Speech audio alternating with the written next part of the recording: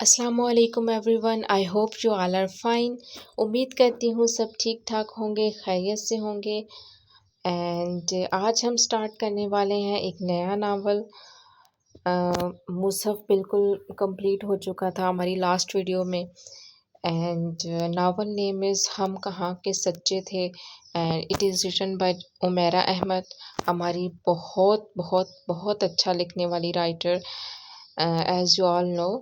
And बहुत time पहले मैंने ये नावल पढ़ा था and it is one of those few novels जिन्होंने मेरे दिल पे एक बहुत गहरा असर छोड़ा। It is one of those novels. तो मैंने सोचा कि क्यों ना इस नावल को आप सबके साथ मिलके एंजॉय किया जाए। सो स्टार्ट करते हैं बिल्कुल भी टाइम वेस्ट किए बिना।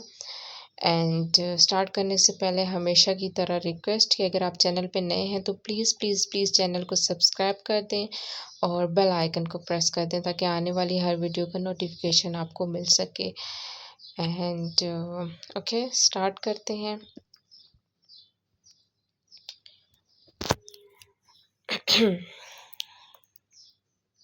पता है मशल, तुम सबसे तुम में सबसे बड़ी खूबी क्या है जिसने मुझे यूं तुम्हारा असीर कर रखा है। मेरी इस बात पर उसकी आंखें सितारों की तरह जगमगा उठी थीं। नहीं, मैं नहीं जानती, तुम बताओ, उसने अपनी खूबसूरत आवाज़ में कहा था। ये तुम्हारी ज़ाहिरी खूबसूरती नहीं है, ज़ाहिरी खूबसूरती बहुत देखी है मैंने, और इतनी देखी है कि तुम इसके सामने कुछ भी नहीं हो। ना तुम्हारी किसी और चीज़ ने मुतासिर किया है, ये तो बस तुम्हारा सच है जो जीत गया है। तुम्हारी स्ट्रेट फॉरवर्डनेस, तुम्हारी बोल्डनेस, तुम्हारी अपराइटनेस, ये वो चीज़ें हैं जिन्होंने मुझे मशहूर कर दिया है, क्योंकि ये हर लड़की में नहीं होती, और खूबसूरती तो बहुत सी लड़कियों में पाई जाती है। मैंने ऑरेंज जूस की सिप लेते हुए कहा और वो मेरी बात पे मुस्कुराने लगी। खैर, ऐसे भी कोई बात नहीं, ये सच्चाई मेरे लिए तो आम सी बात है। You life might of parts it's no. सो मुझे इसके बारे में कोई बहुत एक्स्ट्रा ऑर्डिनरी फीलिंग्स नहीं होती जैसे तुम्हें होती हैं। यार, जो क्वालिटी बंदे में हो उसे मानना चाहिए कि हाँ, ये चीज़ है मुझ में, ये ख़ास बात है जो दूसरों में नहीं है। इंतज़ार नहीं करते रहना चाहिए कि दूसरा कोई आके तारीफ़ करे। अब लोग किसी की तारीफ़ मुश्किल से ही करते हैं। तुम्हें मान लेना चाहिए, बल्कि फ़ख्र करना चाहिए कि हाँ भाई, ये खूबी है मुझ में। मैंने उसे कायल करने की कोशिश करते हुए कहा। वो अपनी स्याह आंखें मुझ पर मरकूज किए मुसलसल मुस्कुरा रही थी। इतनी अच्छी लगती हैं तुम्हारी बातें, कभी कभी मैं हैरान होती हूँ कि जिन चीज़ों को तुम एडमायर करते हो उन्हें अब कहाँ एडमायर किया जाता है। जिस तरह तुम झूठ से नफरत करते हो और सच का प्रचार करते हो, क्या तुम इस दुनिया में कामयाब हो सकते हो? क्योंकि खाली सच का इल्म लेकर फिरने से आखिर मतलब क्या है? ज़िंदगी सच के अलावा भी है, मगर बाज़ दफ़ा मुझे लगता है जैसे तुम्हारे लिए सच ही सब कुछ है, ऐसे जैसे तुम्हें सच से इश्क हो चुका है। मैं उसकी बात पे हंस पड़ा। मुझे यकीन नहीं आ रहा कि ये सब कुछ तुम कह रही हो जो खुद सच बोलने वालों के गिरोह में शामिल हो, और जो सच के लिए कोई भी नुकसान उठाने को तैयार रहती है। लाइक यू से the way I love it, but अच्छी बात यह है कि तुम अपने बारे में किसी खुशफहमी का शिकार नहीं हो। जो तुम्हारे दिल में आती है कह देती हो। नहीं, आई स्वेयर, मैं सीरियस हूँ। मुझे पता है तुम्हें सिर्फ सच्चे लोग ही क्यों अच्छे लगते हैं।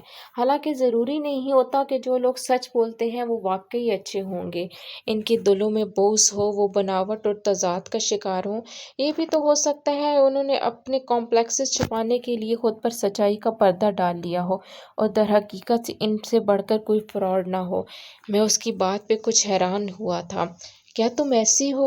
वो मेरे सवाल पर गड़बड़ाई थी और फिर हंस थी। नहीं भाई, मैं एक जनरल सी बात कर रही हूँ। मैंने आज तक कोई ऐसा बंदा नहीं देखा जो जाहिर में सच्चा हो और बातिन में झूठा। इसलिए मैं तुम्हारी बात से इत्तेफाक नहीं करता। वो मुझे देखते हुए पुरसोच अंदाज में जूस की सिप लेने लगी। और सुनाओ, तुम्हारी स्टडीज़ कैसी जा रही हैं? वैसी ही जैसी अब तक जा रही थीं, तफरीह, तालीम, सब कुछ साथ साथ। ارے میں تو تمہیں بتانا ہی بھول گئی، مجھے یونیورسٹی کے میگزین کا ایڈیٹر چن لیا گیا ہے۔ اس نے ایک دم ٹیبل پر گلاس رکھتے ہوئے کہا۔ So wonderful that! اور کتنے کارنامے کرو گی، اب تو عادت سی ہو گئی ہے تمہارے مارکوں کے بارے میں سننے کی۔ مجھے حیرت ہوتی ہے کہ تم یہ سب مینج کیسے کرتی ہو، مشکل نہیں لگتا یہ سب؟ وہ میری بات پہ فخریہ انداز میں مسکرائی۔ مشکل کیسی، ٹیلنٹ اور جذبہ ہونا چاہیے بندے میں، سب کچھ ہو جاتا ہے۔ اور ویسے بھی مجھے تو کوشش بھی کم ہی کرنی پڑتی ہے کسی چیز کے لیے، ہر کام خود ہی ہو جاتا ہے۔ اب یہ میگزین کا معاملہ ہی دیکھ لو، میں ذرا بھی ویلنگ نہیں تھی اس ذمہ داری لینے میں، کیونکہ اس میں بہت بکھیڑے ہوتے ہیں۔ جس کی چیز پبلش کرو وہ خوش، باقی ناراض۔ مگر ہمارے ہیڈ آف ڈپارٹمنٹ نے اصرار کر کے مجھے ذمہ داری لینے پر مجبور کیا۔ اب ہر جگہ بندہ انکار تو نہیں کر سکتا نا۔ پہلے ہی لٹریری کونسل کی صدر ہونے کی وجہ سے اتنے کام سر پر پڑے ہوتے ہیں، اب میگزین کی مصیبت بھی شامل ہو گئی ہے، مگر خیر کرنا تو ہے ہی۔ ٹیبل پر ہاتھ لٹکائے وہ بولے جا رہی تھی اور میں اسے دیکھتا جا رہا تھا۔ اور اسٹڈیز کیسی جا رہی ہیں؟ کہیں یہ نہ ہو ان سرگرمیوں کی ساری کسر وہاں نکل جائے۔ میں نے اسے چھیڑا۔ جی نہیں، اب ایسی بھی کوئی بات نہیں، اس دفعہ بھی اپنی اسائنمنٹ پر ڈسٹنکشن لی ہے۔ میرے نوٹس ڈھونڈتا پھرتا ہے پورا ڈپارٹمنٹ، بلکہ میری اسائنمنٹ کی ایک کاپی میرے ہیڈ آف ڈپارٹمنٹ ضرور جاتی ہے۔ تو پھر توقع کی جائے کہ ٹاپ کرو گی تم؟ نہیں خیر، اب ٹاپ کرنا تو بہت مشکل ہے، بہت جینیس ہے ہماری کلاس میں، ویسے بھی یونیورسٹی میں ٹاپ کرنا مشکل ہوتا ہے۔ What about Mehreen? وہ بھی کافی اچھی ہوتی تھی اسٹڈیز میں، ازنٹ ناٹ شی؟ نہیں اچھی ہے، وہ بھی محنتی ہے۔ اس نے آئس کریم کا باؤل اپنی طرف کھینچتے ہوئے کہا جو ویٹر رکھ کر گیا تھا۔ ویسے تمہارے تعلقات ویسے ہی ایسے یا کوئی بہتری ہوئی؟ میں نے آئس کریم کا ویفر توڑتے ہوئے جو ویٹر رکھ کر گیا تھا کہا۔ دیکھو میں تو ہمیشہ سے اس سے اچھے سے ملنے کی کوشش کرتی ہوں، مگر وہ بات کرنا پسند نہیں کرتی، تو پھر یہ میرا قصور تو نہیں ہے نا؟ ویسے بھی اسے بہت سے کمپلیکسز ہیں، تمہیں تو پتہ ہے اس کا، پھر یونیورسٹی میں وہ بہت فضول باتیں پھیلاتی پھرتی ہے میرے بارے میں، لیکن میں ہمیشہ اگنور کر دیتی ہوں۔ After all she is my cousin. پر کبھی کبھی تو مجھے لگتا ہے وہ بہت اب نارمل ہے، حد سے زیادہ، اور پھر وہ جیلس بھی بہت ہوتی رہتی ہے۔ حالانکہ میں یونیورسٹی میں اس کے لیے ہمیشہ مواقع فراہم کرنے کی کوشش کرتی ہوں، مگر جس چیز میں میں حصہ لیتی ہوں وہ کبھی حصہ نہیں لیتی، اوائڈ کرنے کی کوشش کرتی ہے۔ اور مسئلہ یہ ہے کہ میں تو تقریباً ہر چیز میں حصہ لیتی ہوں اور اس وجہ سے اسے ہمیشہ بیک گراؤنڈ میں رہنا پڑتا ہے۔ اسے کیا ہو گیا ہے؟ پہلے تو ایسی نہیں تھی، وہ بہت اچھی باتیں کیا کرتی تھی، امی تو ابھی بھی اس کی تعریفیں کرتی رہتی ہیں۔ اب اسے کیا ہو گیا ہے؟ کبھی چلے جاؤ تو وہ مجھ سے بات نہیں کرتی، میں خود ہی سلام پہلے کرتا ہوں، حالانکہ پہلے تو اچھی دوستی تھی ہماری۔ مجھے بھی اس کی طرح مہرین سے شکایات تھیں۔ تمہیں اوائڈ کرنے کی وجہ تو بہت خاص ہے، اب تمہیں مجھ سے دوستی ہے، سو وہ یہ کبھی بھی برداشت نہیں کر سکتی کہ کوئی بندہ جو اس کا دوست ہے وہ مجھ سے دوستی رکھے۔ تمہیں چھوڑنے کی وجہ بھی یہی ہے کہ اب تم مجھ سے ملنے لگے ہو، بلکہ ہو سکتا ہے اسے ہماری پسندیدگی کا بھی اندازہ ہو گیا ہو۔ اس نے مجھ سے تفصیل سے کہا۔ اگر یہ وجہ ہے تو یہ بہت احمقانہ وجہ ہے۔ آفٹر آل ہر شخص کو آزادی ہوتی ہے کہ وہ جس سے چاہے دوستی کر لے یا جسے چاہے پسند کرے، میں اس کی بات پر کچھ الجھ گیا تھا۔ چھوڑو، اس کے بارے میں جتنا سوچو گے اتنا پریشان ہوگے۔ یہ بتاؤ کہ واپس کب جا رہے ہو؟ ابھی تو ایک ہفتہ اور ہے، اور پھر شاید 9 یا 10 کو، جس دن فلائٹ کا انتظام ہو سکا۔ میں نے آئس کریم کھاتے ہوئے اسے اپنا اسکیڈول بتایا تھا۔ اور پھر کب آؤ گے؟ اس نے پوچھا۔ 4-6 ماہ بعد۔ ویسے تو میں کوشش کر رہا ہوں کہ میری پوسٹنگ پاکستان میں ہی ہو جائے، مگر ابھی فی الحال 1-2 سال تک اس کا کوئی امکان نہیں۔ 1.5 سال بعد جب پوسٹنگ یہاں ہو جائے گی تو کافی آسانی ہو جائے گی مجھے۔ امی بھی اکیلی ہوتی ہیں، ان کے بارے میں بھی میری پریشانی ختم ہو جائے گی۔ خط لکھتے رہو گے نا؟ ہاں بالکل، یہ کام کیسے چھوڑ سکتا ہوں؟ سفید رنگ پہنا کرو، تم پر اچھا لگتا ہے۔ وہ میری بات پر مسکرانے لگی۔ تمہیں گھر ڈراپ کر دوں یا ہمارے گھر چلو گی؟ نہیں، مجھے گھر ہی ڈراپ کر دو، کافی دیر ہو گئی ہے۔ اس وقت میں یونیورسٹی سے گھر پہنچ چکی ہوتی ہوں۔ آج تمہارے لیے جھوٹ بولنا پڑے گا کہ یونیورسٹی سے کسی دوست کے ساتھ چلی گئی تھی، اس نے اٹھتے ہوئے کہا۔ پھر اسے ڈراپ کرنے کے بعد میں گھر واپس آ گیا۔ لاؤنج میں داخل ہوتے ہی میری نظر مہرین پر پڑی۔ وہ امی سے باتوں میں مشغول تھی۔ کچھ حیرت ہوئی اسے دیکھ کر، کیونکہ جب سے میں پاکستان آیا تھا وہ پہلی بار یہاں ہماری طرف آئی تھی۔ السلام علیکم، آج تو بڑے بڑے لوگ موجود ہیں اس غریب خانے پر۔ وہ میری آواز پر چونک اٹھی تھی مگر اس نے جواب نہیں دیا۔ ہاں، آتی تو یہ مشکل سے ہی ہے، آج بھی بڑے جتنوں سے لائی ہوں اسے، ورنہ یہ تو آج بھی نہیں آ رہی تھی۔ امی نے میری بات کا جواب دیا۔ نہیں خالہ، بس کام ہی اتنا ہوتا ہے، کہیں آنے جانے کی فرصت نہیں ملتی۔ آپ کو پتہ ہے امی کی پڑھائی کتنی مشکل ہوتی ہے۔ پتہ ہے بھائی، امی کی پڑھائی مشکل ہوتی ہے، مگر اور بھی تو لوگ ہیں جو یہ مشکل کام کرتے ہیں۔ مشل بھی تو ہے، اس نے تو پڑھائی کے ساتھ ہر قسم کی سرگرمی پال رکھی ہے اور پھر یہاں بھی آتی رہتی ہے۔ میں صوفے پر بیٹھتے ہوئے دانستہ طور پر اسے مشل سے کمپیئر کر گیا تھا۔ اس نے الجھی ہوئی نظروں سے مجھے دیکھا اور کہا، میں مشل نہیں ہوں۔ عجیب سی سرد مہری تھی اس کے لہجے میں۔ ہر کوئی مشل جیسا ہو بھی نہیں سکتا۔ میں کہتے کہتے رک گیا۔ یکدم مجھے خیال آیا کہ وہ مشل کو پسند نہیں کرتی تھی، میری اس بات پر ناراض ہو سکتی تھی۔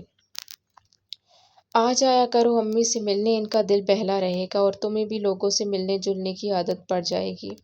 میں نے بات بدل دی۔ اس نے مجھ پر ایک نظر ڈالی تھی اور چپ رہی تھی۔ میں کچھ دیر تک لاؤنج میں بیٹھا رہا، پھر اپنے کمرے میں آ گیا۔ اس کی کمپنی میں بیٹھنا آسان نہیں تھا، کافی اعصاب شکن تجربہ تھا یہ۔ وہ میری بات کے جواب میں خاموش رہی تھی، یا اگر کچھ کہا بھی تو بہت مختصر، اور وہ جواب بھی کافی حوصلہ شکن تھا۔ پتہ نہیں اب اسے کیا ہو گیا تھا، ورنہ پہلے تو وہ ایسی نہ تھی۔ مجھے یاد تھا کہ وہ 3 سال پہلے تک میری اس سے کافی دوستی تھی۔ اپنے باپ کی ڈیتھ کے بعد وہ اپنی امی کے ساتھ ننہال میں آ گئی تھی۔ تب اس کی عمر شاید 8 یا 9 سال ہوگی اور میں اس وقت 12-13 سال کا تھا۔ میری امی اکثر اسے اپنے گھر لے آیا کرتی تھی اور مجھے ہمیشہ اس کے ساتھ کھیلنا اچھا لگتا تھا۔ حالانکہ شروع میں اسے اپنے ساتھ کھیل میں شامل کرنے کے لیے بہت جدوجہد کرنی پڑتی تھی مجھے۔ وہ کبھی میرے کھلونوں کو ہاتھ نہیں لگاتی، جہاں امی اسے بٹھا دیتی وہیں بیٹھی رہتی۔ بہت خوفزدہ اور سہمی ہوئی لگتی تھی وہ تب۔ ہمارے گھر کی چیزوں کو وہ حیرانگی سے دیکھتی، مگر نارمل بچوں کی طرح کبھی بھی انہیں ہاتھ لگانے کی کوشش نہ کرتی، مگر آہستہ آہستہ امی اور میں نے اسے بہت حد تک نارمل کر دیا تھا۔ حبیبہ خالہ کی شادی کسی بہت امیر گھرانے میں نہیں ہوئی تھی۔ میری امی کے برعکس وہ ایک مڈل کلاس میں بیاہی گئی تھیں۔ ان کے شوہر واپٹا میں سپرنٹینڈنٹ تھے۔ شروع کے دنوں میں 2-4 سال میں انہوں نے اچھے دن گزارے، مگر پتہ نہیں کیا ہوا کہ خالہ کے شوہر نے اچانک ہیروئن استعمال کرنا شروع کر دی۔ پہلے وہ چوری چھپے نشہ کرتے تھے، پھر خالہ کو پتہ چل گیا کہ انہوں نے کھلے عام یہ کام کرنا شروع کر دیا ہے، اور پھر اس کی مقدار بھی زیادہ ہوتی گئی۔ پھر ان کی نوکری بھی چھوٹ گئی اور آہستہ آہستہ ہی صحیح مگر ان کے مالی حالات بہت خراب ہوتے گئے۔ میرے نانا خالہ کی تھوڑی سی بہت مدد کرتے تھے، مگر اس کی وجہ سے کبھی ان کے ہاں فاقوں کی نوبت نہیں آئی۔ خالہ کے شوہر کے مرنے سے سب کو یکدم سکون مل گیا تھا۔ اگر وہ نہ بھی مرتے تو میرے نانا اور ماموں نے خالہ کو طلاق دلوانے کا فیصلہ کر دیا تھا، مگر انہیں خالہ کے شوہر کے مرنے کی وجہ سے یہ مسئلہ فیس کرنا ہی نہیں پڑا۔ خالہ کے شوہر کے مرنے کے 2 سال بعد ہی خالہ کی شادی کر دی گئی اور مہرین کو ننہال میں چھوڑ دیا گیا، کیونکہ خالہ کے دوسرے شوہر کو یہ پسند نہیں تھا کہ مہرین بھی خالہ کے ساتھ آئے۔ مجھے تب مہرین سے بہت ہمدردی محسوس ہوئی۔ مجھے لگتا تھا وہ بالکل اکیلی ہے، اس کا کوئی خاندان نہیں ہے، نہ ماں، نہ باپ، نہ بہن، نہ بھائی، اور نہ ہی کوئی دوست۔ لاشعوری طور پر میں اس کا دھیان بٹانے کی کوشش کرتا رہتا، اور رفتہ رفتہ ہمارے درمیان اچھی دوستی ہو گئی۔ وہ کیا سوچتی تھی وہ مجھے یہ تو کبھی نہیں بتاتی تھی، اور نہ ہی مجھے کبھی یہ اندازہ ہو پایا کہ وہ اپنے ماضی اور حال سے کس قدر متاثر ہوئی تھی، مگر وہ باتیں اچھی کرتی تھی۔ مجھے ہمیشہ سے ہی یہ لگتا تھا جیسے وہ بہت کچھ پڑھتی اور سوچتی رہتی ہے، اور یہ دوستی اس کے میٹرک میں ہونے تک رہی۔ پھر میں لندن اسکول آف اکنامکس میں داخلہ لے لیا اور انگلینڈ آ گیا۔ جب سال کے آخر میں پاکستان چھٹیوں میں واپس آیا تو وہ امی کے پاس گئی ہوئی تھی، کیونکہ وہ بیمار تھیں۔ اس سے میری ملاقات نہیں ہو پائی، مگر تب میری دوستی مشل سے ہونا شروع ہو گئی، اور یہ طوفانی دوستی طوفانی رفتار سے ہوئی تھی۔ جب مہرین سے میری دوستی تھی کسی اور کزن سے زیادہ فری نہیں تھا، اور یہی وجہ تھی کہ مشعل سے بھی میری صرف سلام دعائی تھی، حالانکہ ہم اکثر ملتے تھے۔ مگر جب واپس آنے کے بعد میں مشعل سے ملا تو وہ بہت بدلی ہوئی تھی۔ اب وہ پہلی جیسی نہیں رہی تھی۔ خوبصورت تو وہ ہمیشہ سے تھی، مگر اب کچھ ایکسٹرا آرڈنری قسم کی چیز آ گئی تھی اس میں۔ وہ بہت بولڈ اور بہت صاف کو ہو گئی تھی، اور مجھے اس کی صاف گوئی پسند آ گئی تھی۔ یہ بات تو مہرین میں بھی نہیں تھی۔ مشعل کو قائل کرنا آتا تھا، اور وہ بہت فراخ دل تھی، اور یہ خوبیاں مجھے کسی اور میں نظر نہیں آتی تھیں۔ اور صرف میں ہی نہیں تھا جو اس کا مدح سرا تھا، تقریباً سارا خاندان ہی اس کے طور طریقوں کے گن گایا کرتا تھا۔ مجھے پہلی دفعہ تب پتہ لگا کہ وہ شاعری بھی کرتی ہے، اور وہ بھی دونوں زبانوں میں۔ اور جب میں نے اس کی شاعری سننے پر اصرار کیا تو اس نے کہا تھا، صرف ایک شرط پر سناؤں گی، اگر آپ یہ کسی اور کو نہ سنائیں، بلکہ کبھی کسی کو بتائیے گا بھی مت کہ میں شاعری کرتی ہوں، کیونکہ آپ کو پتہ ہے ہمارے خاندان میں اس قسم کی چیزیں پسند نہیں کی جاتی۔ میں نے اسے یقین دہانی کرائی کہ وہ اس معاملے میں بالکل بے فکر رہے، اور پھر اس نے مجھے اپنی چند انگلش اور اردو نظمیں سنائی تھی، اور میں اس کی شاعری سن کر حیران رہ گیا۔ اس کی شاعری بہت میچور تھی، اس میں عامیانہ پن نہیں پایا جاتا تھا، وہ عام ہوتے ہوئے بھی بہت خاص تھی۔ تم اگر اسی قسم کی شاعری لکھتی رہو تو بہت آگے جاؤ گی، میں نے اسے کہا تھا، اور وہ مسکرا دی۔ آگے جانے کے لیے شاعری واحد ذریعہ نہیں ہے میرے پاس۔ میں نے اس کے جملے کو سراہا تھا، اور کچھ اور قائل ہو گیا تھا اس کی شخصیت کا۔ چھٹیاں گزارنے کے بعد میں واپس انگلینڈ آ گیا، مگر مشعل سے میرا رابطہ نہیں ٹوٹا۔ ہم دونوں ایک دوسرے کو خط لکھتے تھے، اور کبھی کبھار فون بھی کر لیتے۔ مہرین تب بالکل بیک گراؤنڈ میں چلی گئی تھی، اس سے میرا رابطہ بالکل ختم ہو گیا تھا۔ نہ میں نے اسے استوار کرنے کی کوشش کی، نہ ہی اس کی طرف سے ایسی کوئی کوشش ہوئی۔ جوں جوں وقت گزرتا جا رہا تھا میں مشعل کے سحر میں اور زیادہ گرفتار ہونے لگا تھا۔ وہ اپنی ہر کامیابی کی خبر سب سے پہلے مجھے دیتی تھی، اور ایسی خبریں وہ دیتی ہی رہتی تھی۔ کبھی وہ ڈیبیٹ میں جیتتی، کبھی کسی مشاعرے میں کارنامہ دکھاتی، کبھی کسی لٹریری سوسائٹی کی صدر چنی جاتی، کبھی کالج میگزین کی ایڈیٹر منتخب کی جاتی۔ اس کے کارناموں کی ایک لمبی فہرست تھی، اور مجھے اس پہ فخر تھا۔ ایسا بہت کم ہوتا ہے کہ خدا کسی کو ظاہری خوبصورتی، ذہانت، صداقت اور کامیابی ایک ساتھ ہی دے دے، اور مشعل کے روپ میں ایسا ہوا تھا۔ وہ اپنے ہر روپ میں یکتا اور باکمال تھی، وہ کبھی کسی کو تکلیف نہیں پہنچاتی تھی، بہت سافٹ سپوکن تھی، کم از کم میں نے اسے کبھی کسی کے ساتھ ترشی سے یا اونچا بولتے نہیں سنا تھا۔ پھر جب میں اس سے اگلے سال پاکستان واپس آیا تو مجھ سے سامنا ہونے پر مہرین ایسے ملی تھی جیسے پہلی دفعہ مل رہی ہو۔ اس کے انداز میں شناسائی کی کوئی جھلک نہیں تھی، اور جب ایسا 2-3 بار ہوا تو پھر میں نے بھی اسے اوائڈ کرنا شروع کر دیا۔ آخر اپنی انسلٹ کروانا تو کوئی بھی نہیں چاہتا۔ مجھے ایسا لگتا تھا جیسے مہرین میرے ساتھ رسمی دعا سلام بھی نہیں رکھنا چاہتی، مجھ سے وہ اتنی ہی بیزار نظر آتی تھی۔ ان دنوں اس نے ہمارے گھر آنا بھی ترک کر دیا تھا۔ ہر ایک کو اس سے شکایتیں رہنے لگی تھی۔ وہ جھگڑالو نہیں تھی، مگر وہ کسی کا لحاظ نہیں کیا کرتی تھی۔ ننہال میں کسی سے بھی اس کی دوستی نہیں تھی، وہ ہر ایک سے الگ تھلگ اور کٹی ہوئی تھی۔ اس کی امی اس کے لیے ماہوار خرچہ بھجوایا کرتی تھی۔ مالی طور پر وہ کسی کا بوجھ نہیں تھی، مگر سماجی لحاظ سے اسے کوئی بھی پسند نہیں کرتا تھا۔ مشعل کبھی کبھی اس کے بارے میں بات کرتی تھی، اور مہرین کی عادات کے بارے میں سن کر مجھے اس سے چڑ ہو گئی تھی۔ بچپن کی وہ ہمدردی یکدم غائب ہو گئی تھی جو مجھے اس سے تھی۔ میرا خیال تھا وہ اب بھی جب انسان بڑا ہو جاتا ہے تو اسے اپنی کمزوریوں اور محرومیوں کا سدباب خود کرنا چاہیے۔ ساری زندگی آپ اپنے ماضی کی محرومیوں کے بارے میں رو رو کر لوگوں سے مراعات نہیں لے سکتے، اور کچھ ایسا ہے جو اس دنیا میں محروم نہ ہو۔ کوئی نہ کوئی کمی یا خامی تو ہر شخص کے ساتھ لگی رہتی ہے، پھر وہ بھی عام انسانوں میں سے تھی۔ ساری مشکلات کو اسے خود ہی فیس کر کے حل کرنا چاہیے تھا، مگر اس نے فرار کے جو رستے اختیار کر لیے تھے وہ دوسروں کے لیے تکلیف کا باعث بن رہے تھے۔ پھر میں لندن واپس چلا گیا۔ اپنی تعلیم مکمل کرتے ہی میں نے ایک ملٹی نیشنل کمپنی میں ملازمت کر لی۔ امی کو میرا یہ فیصلہ پسند نہیں آیا تھا، مگر میں نے ان کی خفگی کی زیادہ پرواہ نہیں کی۔ جو مراعات اور تنخواہ مجھے وہ کمپنی دے رہی تھی اس کا میں پاکستان میں تصور بھی نہیں کر سکتا تھا۔ پھر میری عادات ایسی تھیں کہ پاکستان کا ماحول انہیں سوٹ نہیں کرتا تھا۔ مجھے سچ بولنے اور سننے کی بیماری تھی، اور ایسے کسی بندے کو پاکستان میں ٹھوکروں کے سوا کچھ نہیں ملتا۔ لندن میرے لیے ہر لحاظ سے بہتر تھا۔ انہی دنوں میرے والد کا انتقال ہو گیا اور یکدم میری ذمہ داریوں میں اضافہ ہو گیا۔ اکلوتا تھا، اس لیے ذمہ داریوں کے بوجھ کو زیادہ محسوس کر رہا تھا۔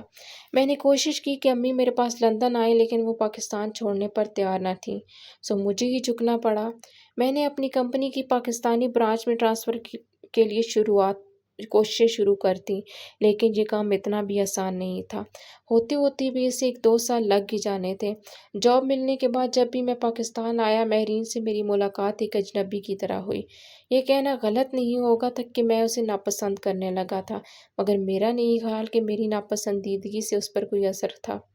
ایسا تو نہیں تھا کہ وہ یہ جانتی ہی نہ ہو کہ میں اسے ناپسند کرنے لگا ہوں، مگر اس نے پھر اپنا کوئی رد عمل ظاہر نہیں کیا۔ وہ بہت سے کمپلیکسز میں مبتلا تھی، جس میں پہلا کمپلیکس شاید معمولی شکل کا تھا، اور اس کے بعد یقیناً اپنا بیک گراؤنڈ اور مالی حالات کا نمبر آتا ہوگا۔ میں سوچتا تھا کہ اتنے بہت سے کمپلیکسز کے ساتھ وہ زندہ کیسے ہے اور آئندہ دنیا کو کیسے فیس کرے گی، مگر یہ بات میں نے اس سے نہیں کہی۔ آج بھی اسے دیکھ کر میرے ذہن میں پچھلی ساری باتیں گھوم گئی تھیں۔ اپنے کمرے میں آنے کے بعد میں دیر تک اسی کے بارے میں سوچتا رہا۔ میرا خیال تھا کہ اسے کسی سائیکیٹرسٹ کی ضرورت تھی، جو اس کے کمپلیکسز کم کر سکے، جو اس میں تھوڑی سی خود اعتمادی پیدا کر سکے، مگر یہ تجویز میں کبھی بھی مہرین کے سامنے پیش نہیں کر سکتا تھا۔ کسی کو یہ سمجھانا بہت مشکل ہوتا ہے کہ اسے ذہنی علاج کی ضرورت ہے تاکہ وہ ایک متوازی اور نارمل زندگی گزار سکے۔ وہ شام تک ہمارے گھر ہی ٹھہری رہی، پھر امی میرے کمرے میں آئیں اور اس وقت کچھ کام کر رہا تھا۔ اسود، تم مہرین کو گھر چھوڑاؤ، انہوں نے مجھے کہا تھا۔ میں نے گھڑی پر ٹائم دیکھا، شام کے 6 بج رہے تھے۔ ٹھیک ہے، میں آتا ہوں، میں نے کاغذات سمیٹتے ہوئے کہا۔ وہ چلی گئی تھی۔ گاڑی کی چابی لے کر میں جب باہر آیا تو وہ امی کے ساتھ لاؤنج میں بیٹھی مجھے دیکھ کر اٹھ کھڑی ہوئی۔ آؤ، میں نے لاؤنج کا دروازہ کھولتے ہوئے کہا۔ اس کے ساتھ امی بھی باہر پورچ میں آ گئی تھیں۔ میں نے کار میں بیٹھ کر فرنٹ سیٹ کا دروازہ کھول دیا، مگر اس نے بیک ڈور کی طرف اشارہ کیا۔ میں پیچھے بیٹھوں گی۔ کوئی بات نہیں مہرین، آگے بیٹھ جاؤ، تم کون سا کسی غیر کے ساتھ جا رہی ہو؟ اس کے چہرے پر ناگواری کی لہر آئی تھی، مگر کسی پس و پیش کے بغیر وہ فرنٹ سیٹ پر بیٹھ گئی۔ مشل کبھی ایسا نہ کہتی، ایک سوچ میرے دماغ میں لہرائی تھی۔ کار سٹارٹ کرتے ہوئے میں نے اس سے کہا تھا، بندے کو ہر کام اپنی مرضی سے کرنا چاہیے۔ اگر تم پیچھے بیٹھنا چاہتی تھی تو تمہیں چاہیے تھا کہ تم پیچھے بیٹھنے پر ہی اصرار کرتی۔ اس نے ایک نظر میرے چہرے پر ڈالی، لیکن چپ رہی۔ تمہاری امی کیسی ہیں؟ گاڑی ڈرائیو کرتے ہوئے میں نے اس سے پوچھا۔ سب ٹھیک ہے، ونڈ اسکرین سے باہر دیکھتے ہوئے اس نے جواب دیا۔ مستقل رابطہ رہتا ہے ان کے ساتھ؟ پتہ نہیں، میں اس کے جواب پہ حیران ہوا تھا۔ وہ ایسی ہی تھی۔ تعلیم مکمل کرنے کے بعد کیا کرو گی؟ پتہ نہیں، اس نے پھر اسی لہجے میں جواب دیا۔ میں جان گیا کہ وہ میرے سوالوں میں دلچسپی نہ لے رہی تھی، نہ مجھ میں۔ وہ شاید یہ چاہتی تھی میں چپ رہوں، اور میں چپ ہو گیا۔ وہ اتنی اہم نہیں تھی کہ میں اسے بار بار مخاطب کیا جاتا۔ ہاں، مشل ہوتی تو معاملہ اور ہوتا۔ مجھے اس کی خاموشی چبھتی تھی، شاید میں نے کبھی اسے خاموش نہیں دیکھا تھا، اس لیے۔ مشل ہر معاملے میں اس سے بہت خوبصورت تھی۔ وہ بے حد خوبصورت تھی۔ دراز قد، سفید رنگت، خوبصورت بڑی بڑی آنکھیں جو دراز پلکوں پہ سجی ہوئی تھیں۔ اس کا چہرہ ہر وقت مسکراہٹ کا تاثر لیے رہتا تھا۔ آنکھوں سے ہر رنگ اس کے سیاہ بال کمر تک لہراتے رہتے تھے۔ وہ بہت کم ہی انہیں باندھتی تھی۔ اور مہرین، میں نے ایک نظر اس کی طرف دیکھ کر اپنے ذہن میں جیسے اس کے نقوش ابھارنے کی کوشش کی تھی۔ اس کے چہرے میں کچھ بھی خالہ جیسا نہیں تھا۔ وہ بالکل اپنے باپ جیسی تھی۔ سانولی رنگت، عام سی آنکھیں، عام سے بال، معمولی شکل و صورت میں کوئی بھی ایسی خاص چیز نہیں تھی جو اسے کچھ بہتر کر دیتی۔ پھر اس کی خاموشی اور جلی کٹی باتیں، اس سے کمپلیکسز۔ واقعی کچھ لوگوں کو خدا کچھ بھی نہیں دیتا۔ پتہ نہیں کیوں میں پھر سے اس کا موازنہ مشل سے کرنے لگا تھا۔ کتنا مشکل ہوتا ہوگا اس کے لیے یونیورسٹی میں مشل کا سامنا کرنا، جو مستقل لائم لائٹ میں رہتی تھی، جو ہر چیز، ہر جگہ، ہر شخص پہ چھائی رہتی تھی۔ پھر یہ سب مہرین کیسے برداشت کرتی ہوگی؟ اس کی جیلسی حق بجانے پہ وہ اور کر بھی کیا سکتی ہے؟ مجھے مشل پہ فخر محسوس ہوا تھا۔ کیا کوئی اس سے بھی زیادہ مکمل ہوگا؟ کسی کے پاس اس سے بھی زیادہ نعمتیں ہوں گی؟ خوبصورت، ذہانت، دولت، شہرت، محبت کیا نہیں تھا اس کے پاس، اور تو پھر وہ اندر سے بھی خوبصورت تھی، اس میں غرور نہیں تھا، عاجزی تھی، نرمی، ایثار تھا، سچائی تھی جو اس کے ہر لفظ میں بولتی تھی، اور اس صاف کوئی نہیں مجھے اس کا شیدا کیا تھا۔ سو فار ناؤ یہیں پہ اسٹاپ کرتے ہیں، انشاءاللہ نیکسٹ ایپیسوڈ اسٹارٹ کروں گی، اینڈ ہمیشہ کی طرح ریکویسٹ کہ اگر آپ چینل پہ نئے ہیں تو پلیز چینل کو سبسکرائب کر دیں، اینڈ ویڈیو اچھی لگی ہو تو پلیز ویڈیو کو لائک، شیئر اینڈ سبسکرائب کریں، اینڈ ملتے ہیں نیکسٹ ویڈیو میں، تب تک کے لیے اپنا ڈھیر سارا خیال رکھیے، دعاؤں میں یاد رکھیے، اللہ حافظ۔